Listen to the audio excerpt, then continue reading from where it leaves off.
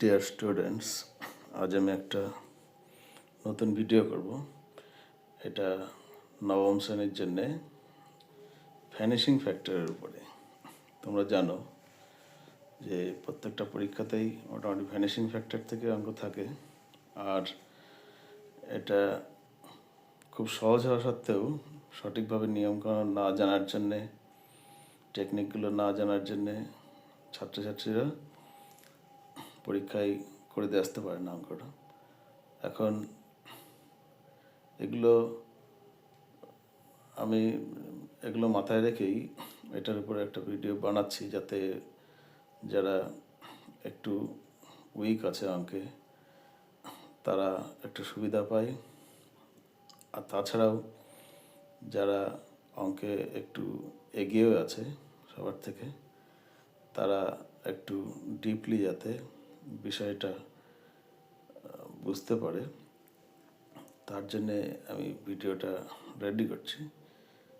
ব্যাপার কিছুই না, জিনিসগুলো খুব সোজা, না জানা অবধিই কঠিন থাকে। যখন এই বিষয়গুলো জানতে পারবে তোমাদের কাছেও সহজ হয়ে যাবে। তো দেখা যাক এখন ভিডিওটা, ঠিক আছে?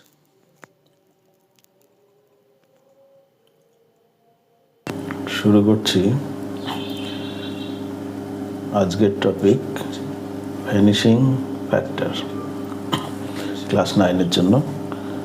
প্রথমে আমরা একটা রাশি নিয়েছি x³ - 4x - 3।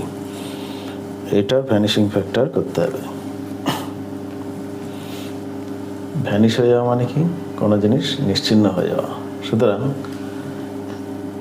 এই রাশিটাকে ভ্যানিশিং ফ্যাক্টর, এটা ভ্যানিশিং ফ্যাক্টর করতে গেলে পুরো রাশিটাকে আমার ভ্যানিশ করে দিতে হবে, মানে 0 করে দিতে হবে।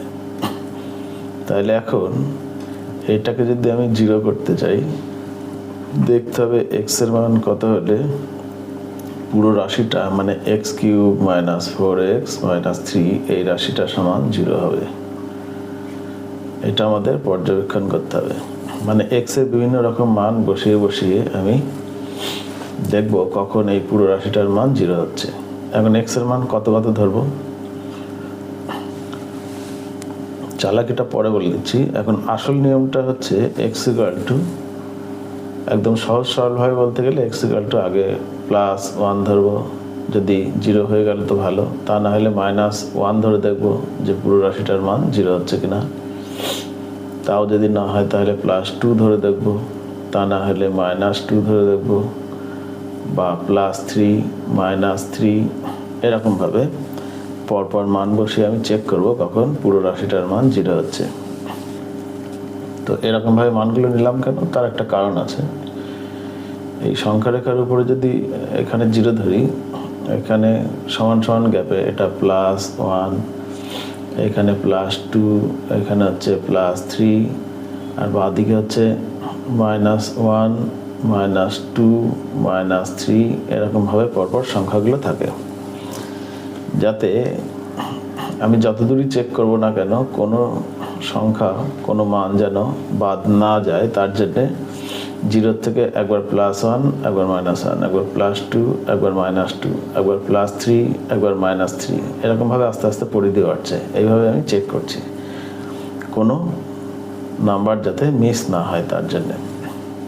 তো যাই হোক, এখন দেখি কত x-এর মান কত ধরলে রাশিটার মান 0 হয়।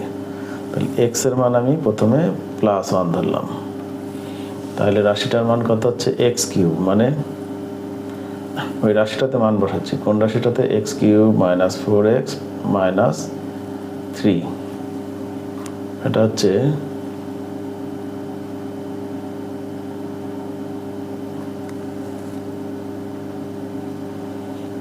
x³ - 4x - 3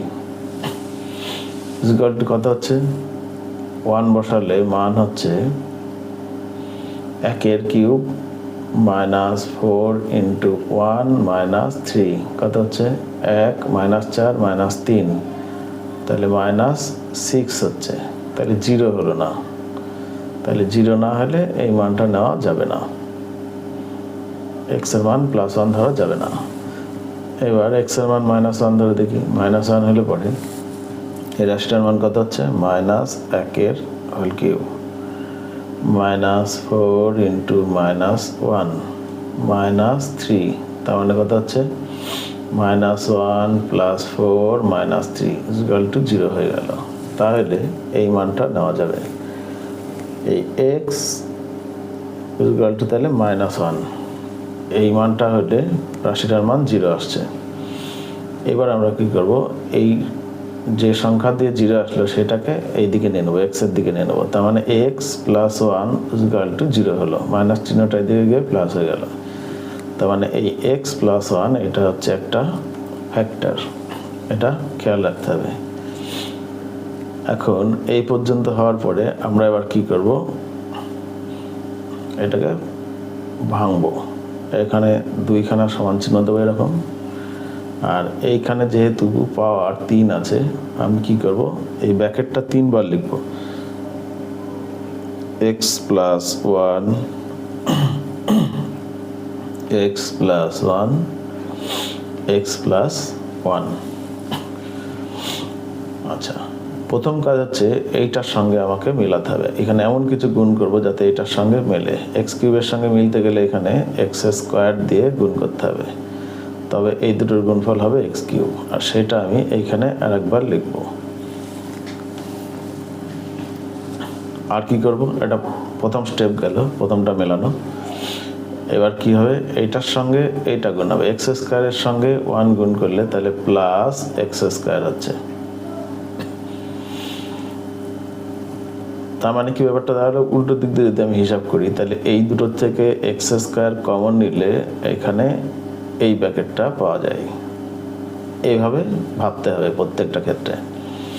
তো এখন এখানে তো আমার শুধু এই অনুসারে যা তা লিখে দিলেই হবে না, প্রথম লাইনের সঙ্গে মিল করে আমাকে লিখতে হবে। তা প্রথম লাইনে x³ আছে, এখানে x³ আছে, এ পর্যন্ত ঠিক আছে, কিন্তু এইখানে যে x² আছে এটা তো প্রথম লাইনে নেই। তাহলে কি করব, এই ক্ষেত্রে আমাকে একখানা x² বাদ দিয়ে দিতে হবে। তাহলে উপরের লাইনে x² এর টার্ম মিলল, মানে এটা মিলে যেহেতু 0 হয়ে গেল, উপরে x² দিয়ে কিছু নেই, সুতরাং উপরের লাইনের সঙ্গে এটা মিল করা হলো। এবার কি করব, এই প্রথম দুটোর থেকে তো কমন হয়ে এই ব্র্যাকেটটা তৈরি হয়েছে, এবার এইটা পরের ব্র্যাকেটটাতে কাজে লাগবে। এটা হচ্ছে -x দিয়ে গুণ করলে তাহলে এটা গুণ করলে এইটা মেলে। আর এবার কি করব, একইভাবে এটা গুণ করলে কত হচ্ছে -x। আচ্ছা, এইবার এইটাকে আবার এই প্রথম লাইনের সঙ্গে মেলাতে হবে। এখানে হলো -x আর আছে হচ্ছে -4x, তাহলে আমরা কি করব, -3x লিখব। তাহলে উপরের লাইনটার সঙ্গে মিলল। 3x লেখার ফলে এখানে কি হলো, আচ্ছা এই দুটোর থেকে তো এই ব্র্যাকেটটা তৈরি হয়েছে, এবার এই -3xটা এখানে কাজে লাগবে। -3 দিয়ে গুণ করলে তাহলে এই দুটোর গুণফল -3x হচ্ছে, এটার সঙ্গে মেলানোর জন্য। আর এইটার সঙ্গে এটা গুণ করে এবার হচ্ছে -3, এবার এই শেষে -3 আছে, মিলে গেল। আমাদের এই হচ্ছে ভাঙা কমপ্লিট হলো। এই দুটো লাইন ঠিকঠাক বুঝতে হবে। আমি যেটা বুঝিয়ে দিলাম সেটা একবারে বুঝতে অসুবিধা হলে বারবার রিভিউ করে বারবার পিছিয়ে ভিডিওটা দেখে নেবে, তাহলে ক্লিয়ার হয়ে যাবে। এবার কি করব, সবগুলোর মধ্যে আমার একটা ব্র্যাকেট কমনই আছে, মানে x + 1 সবগুলোর মধ্যে আছে, তাহলে এই ব্র্যাকেটটা আমরা কমন নেব। আর যেগুলো পড়ে থাকবে সেটাকে আর একটা ব্র্যাকেটে লিখবো। কি পড়ে আছে, x² পড়ে আছে, এখানে -x পড়ে আছে, আর এটা -3 কমন 3 পড়ে আছে। এটা হচ্ছে কমন নেওয়ার পদ্ধতি। তো এই হচ্ছে ফ্যাক্টর হলো। এখন দেখতে হবে মোটামুটি এই পর্যন্ত, কিন্তু এখানে শেষ হবে না। যদি এটাকে আবার ফ্যাক্টর করা যায় তাহলে আমাকে চেক করে নিতে হবে এই ব্র্যাকেট যেটা আসলো এইটাকে আবার ফ্যাক্টরাইজ করা যায় কিনা। তো এখানে যে রাশিটা আছে, এখানে 3 আছে, গুণ করলে এই দুটো গুণ করলে 3x² হয়। তো 3 অক্ষে 3 আর 1, এই দুটো সংখ্যা যোগ করলেও 1 আসে না, বিয়োগ করলেও 1 আসে না, সুতরাং এটাকে আর ফ্যাক্টর করা যাবে না। ঠিক আছে, আচ্ছা এখন যেটা বলতে যাচ্ছিলাম, এটা খুব গুরুত্বপূর্ণ একটা জিনিস, খেয়াল করবে যে আমি এইখানে কত দিয়ে চেক করার কথা বলেছি, +1 -1 +2 -2 +3 -3। এটা হচ্ছে প্রাথমিকভাবে এই হচ্ছে পদ্ধতি। এখন যদি চালাকি খাটানো হয়, এখানে কত আছে -3, এইখানে যে সংখ্যাটা থাকবে তার উৎপাদকগুলোর মধ্যে মিলবে। মানে এটা যে 3 আছে, 3-এর উৎপাদক কত, মানে 3কে কত দিয়ে ভাগ করলে মিলবে, 3-এর উৎপাদক হচ্ছে 1 আর 3, তাই তো? তাহলে আমরা যখন চেক করব এই ভ্যানিশিং ফ্যাক্টরটাকে 0 আনার জন্যে, তাহলে +-1 আর +-3 দিয়ে চেক করব, ঠিক আছে? আচ্ছা, আপাতত এইটুকু বললাম। আমার 2 দিয়ে বা 4 দিয়ে 5 দিয়ে এসব সংখ্যা দিয়ে চেক করার কোনো প্রয়োজন নেই, শুধু +-1 আর +-3 দিয়ে চেক করলেই হবে। এর আবার একটা কারণ আছে, কেন আমি এই 1 আর 3 দিয়ে চেক করার কথা বললাম। কারণ হচ্ছে, দেখো এই ফ্যাক্টরগুলো যখন শেষ হচ্ছে, তখন শেষে গিয়ে এমনি মিলে যাচ্ছে উপরটার সঙ্গে। তো এইখানে আমি যে সংখ্যাটা লিখব আর এইখানে যে সংখ্যাটা থাকবে, এই দুটোর গুণফলেই তো এটা তৈরি হচ্ছে। তাহলে এই সংখ্যাটা মিলতে গেলে এইখানে অবশ্যই 3-এর একটা উৎপাদক থাকতে হবে, মানে এমন কিছু থাকতে হবে যাকে গুণ করলে 3 আসে। তাহলে 1 অথবা 3 থাকতে পারে, এখানে 1 আছে বলে এখানে 3 হলো, এখানে 3 থাকলে এখানে 1 হতো, তাহলে 3 মিলতো। সেই কারণে দেখে নিতে হয় এখানে কোন সংখ্যাটা আছে, তার উৎপাদকগুলোর মধ্যে কোনো সংখ্যা নিয়ে এখানে ফ্যাক্টরটা তৈরি হবে। এখানে যেমন x+1 হয়েছে, ঠিক আছে? তা এইটা হচ্ছে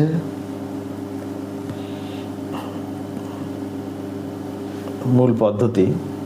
আমি সোজা একখানা ভ্যানিশিং ফ্যাক্টর দিয়ে এটা দেখালাম। সোজা একটা ফ্যাক্টর নিয়েছি, তার একটাই কারণ, বুঝতে যাতে কোনো জটিলতা না হয়। প্রাথমিকভাবে মূল নিয়মটা খুব ভালোভাবে জানা থাকতে হবে, তারপরে আস্তে আস্তে জটিল জিনিসে যেতে হয়। আচ্ছা, এটা হলো প্রথম স্টেপ। আমি আর একখানা দেখাচ্ছি। এই যে ফ্যাক্টরটা করতে দেওয়া রয়েছে, এখানে আমরা কি করব, দেখো আগেরটার সঙ্গে একটু পার্থক্য আছে। আর এইটাতে কিন্তু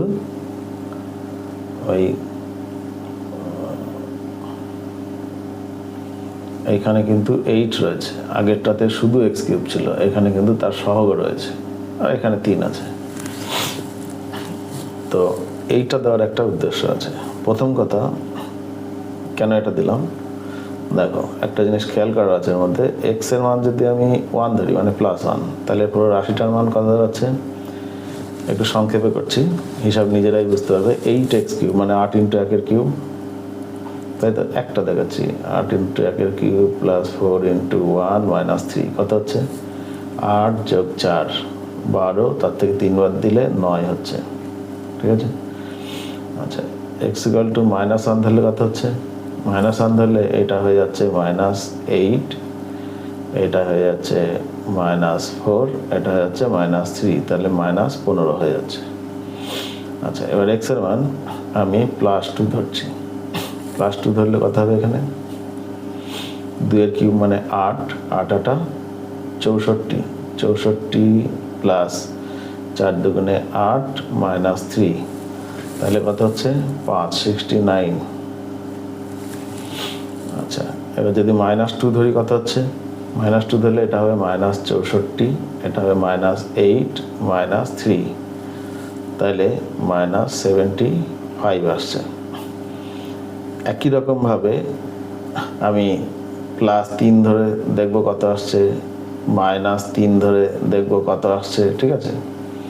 তো আমি এগুলো চেক করলে পরে একটা জিনিস দেখছি যে যত এই সংখ্যাগুলো যত আমি বড় বড় নিচ্ছি, মানে বাড়ছে যখন 1 থেকে 2, 2 থেকে 3 এরকম বাড়ছে, তখন এই দুটোর যে ডিফারেন্স ছিল, এই দুটোর ডিফারেন্স আরও বেড়ে যাচ্ছে, এই দুটোর ডিফারেন্স আরও বেড়ে যাচ্ছে, ঠিক আছে? তো সেইটার জন্যে আমরা কি করব, যখন এরকম ডিফারেন্সগুলো জিরো আসা তো দূরের কথা, সংখ্যা যেই বাড়ছে ডিফারেন্স আরও বেড়েই যাচ্ছে, ঠিক আছে? তখন আমরা কি করব, তখন আমরা ভগ্নাংশ নেব। মানে এক্স এর মান তখন আর এরকম পূর্ণ গোটা সংখ্যা দিয়ে হবে না, তখন এক্স এর মান ভগ্নাংশ 1/2, 1/3, 1/4 এই ধরনের সহজ সরল ভগ্নাংশ দিয়ে দেবে যদি 9-এর পরীক্ষাতে দেয়। তো যাই হোক, এরকম ভগ্নাংশ নিয়ে আমাকে চেক করতে হবে যে কখন জিরো আসছে। তো মানে plus minus half, plus minus 1/3 এরকম আর কি, এই সংখ্যাগুলো নিয়ে চেক করতে হবে। তো দেখি, আমি প্রথমে এক্স এর মান প্লাস হাফ ধরলাম, তাহলে দেখি মানটা কত হয়। মানটা দাঁড়াবে হচ্ছে 8 ইন্টু হাফের whole cube plus 4 into half minus 3, কত হচ্ছে 8 ইন্টু 1/8 মানে 1 হলো, প্লাস 4 ইন্টু 1/2 মানে 2 হলো, মাইনাস 3, তাহলে 0 হয়ে গেল। তাহলে এক্স এর মান প্লাস হাফে 0 হয়ে গেল। এইটাকে আমরা এবার ফ্যাক্টর আকারে নিয়ে আসবো। এটাকে যদি বজ্রগণ করি, এর নিচে একটা 1 আছে ধরে নিলাম, তাহলে বজ্রগণ করলে হচ্ছে 2x = 1, আর একদিকে যদি নিয়ে আসি তাহলে 2x - 1 = 0, তাহলে এইটা হচ্ছে একটা ফ্যাক্টর হলো।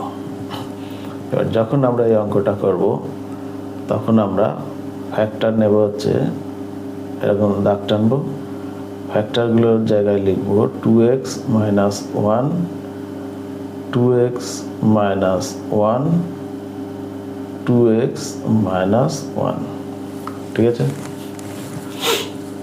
আচ্ছা, এবার প্রথমে বলেছিলাম প্রথমটা মেলাতে হয়, তাহলে এখানে কত দিয়ে গুণ করবো, 4x², তাহলে এই দুটো গুণ করে হচ্ছে 8x³ হয়। 8x³ প্রথমে লিখলাম। আচ্ছা, এবার এইটা গুণ করতে হয়, গুণ করলে কি হয়, -4x² হয়। এবার এই লাইনের সঙ্গে মেলাতে হয় সেটা, x² দিয়ে এখানে যেহেতু কিছু নেই ওই জন্য একটা +4x² লিখলাম।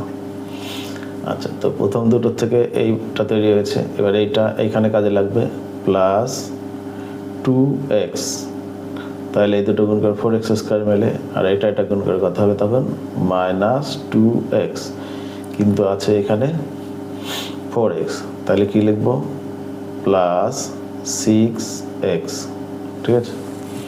আচ্ছা, এবার এই দুটোর থেকে তো এই দুটো ব্র্যাকেটে এসছে, তাহলে এইটা এখানে কাজে লাগবে, তাহলে 3 দুগুণে 6, 3 বার যাবে, তাহলে এটা থেকে 6x হলো, আর এটা মিলে -3, তাহলে মিললো। এই যে এই দুটোর থেকে কেমন কি, এটা উল্টো চেক করে নিতে হয় যে ঠিকঠাক আছে কিনা, তাহলে আর ভুল হওয়ার কোনো সম্ভাবনা নেই। তাহলে এইখানে একটা ব্র্যাকেটে হবে হচ্ছে 2x - 1, আর একটা ব্র্যাকেটে হবে হচ্ছে 4x² + 2x + 3। এবার দেখে নিতে হবে যে এটা ফ্যাক্টর করা যাচ্ছে কিনা। 3 × 4 = 12, 6 দুগুণে 12, কোনোভাবেই 2 আসছে না, সুতরাং এটাকে আর ফ্যাক্টর করা যাবে না। তাহলে এইটাই হচ্ছে উত্তর, এইটার ভ্যানিশিং ফ্যাক্টর, তাহলে এটা হলো, ঠিক আছে? তো এই হচ্ছে পুরো ভ্যানিশিং ফ্যাক্টরের বিষয়, খেয়াল রাখতে হবে। তাহলে কি বললাম আরেকবার দেখে নাও। প্রথমবার আমি সহজ একটা উদাহরণ দিয়ে দেখিয়েছি কীভাবে ভ্যানিশিং ফ্যাক্টর করতে হয়, শেষে যে উত্তর আসে সেটাকেও দেখে দিতে হয় যে এটাকে আবার ভাঙা যাচ্ছে কিনা, ঠিক আছে? এইটাকে যদি এটাকে আবার মানে ফ্যাক্টর করা যায় তাহলে আবার এইটুকুকে ভেঙে দিতে হয় মিডল ফ্যাক্টরে। আচ্ছা, আর এই ক্ষেত্রে কোন কোন সংখ্যা ধরতে হয় সেগুলো আলোচনা করে দিয়েছি। এখানে শেষের সংখ্যা দেখে হিসাব করতে হয় যে আমি এই সংখ্যাটা দেখে হিসাব করতে হয় যে কোন কোন সংখ্যা দিয়ে আমরা ফ্যাক্টর করব, ঠিক আছে? তো সেইখানে পদ্ধতিটা বলে দিলাম যে 3কে ভেঙে, যেহেতু 1 আর 3 হচ্ছে এর ফ্যাক্টর, সুতরাং হচ্ছে 3কে আমরা এই প্লাস মাইনাস 1 প্লাস মাইনাস 3 দিয়ে ভেঙে চেক করব। আচ্ছা, আর হচ্ছে এবার আর দ্বিতীয় যেটা দেখালাম সেটা হচ্ছে এই উৎপাদক, এই ফ্যাক্টর, এটাকে ফ্যাক্টর করতে দেওয়া আছে। এটা আমরা দেখলাম যে +1 -1 এইগুলো দিয়ে +1 -1 দিয়ে মানে চেক করলে যখন দেখবো যে ডিফারেন্সটা আস্তে আস্তে বেড়ে যাচ্ছে, এইখানে এইখানে এইখানে ডিফারেন্সটা যখন বেড়ে যাচ্ছে, তখন আমরা কি করব, আর সংখ্যা না বাড়িয়ে 1 2 3 তারপর 4 দিয়ে আবার চেক করতে না গিয়ে তখন আমরা উল্টো দিকে হাঁটবো, মানে তখন 1-এর থেকে ছোট সংখ্যা দিয়ে, মানে ভগ্নাংশ দিয়ে চেক করব। এই যে plus minus half, plus minus 1/3, ঠিক আছে। এইখান থেকে ভগ্নাংশের ধারণাটা এসছে আর কি। তো যাই হোক, এখানে ভগ্নাংশ দিয়ে পরপর চেক করতে করতে দেখতে হবে কখন 0 আসছে, সেখান থেকে ফ্যাক্টরটা তৈরি করে নিয়ে একই পদ্ধতিতে এগোতে হবে। তো এই হচ্ছে ভ্যানিশিং ফ্যাক্টরের কমপ্লিট ভিডিও, ঠিক আছে।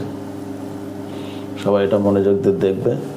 যদি কোথাও অসুবিধা থাকে বুঝতে, বারবার এটা রিমাইন্ড করে দেখবে, তাহলে ক্লিয়ার হয়ে যাবে আশা করি। একদম সহজভাবে বলা, এর চাইতে সহজ পদ্ধতিতে এই জিনিস আর হবে না।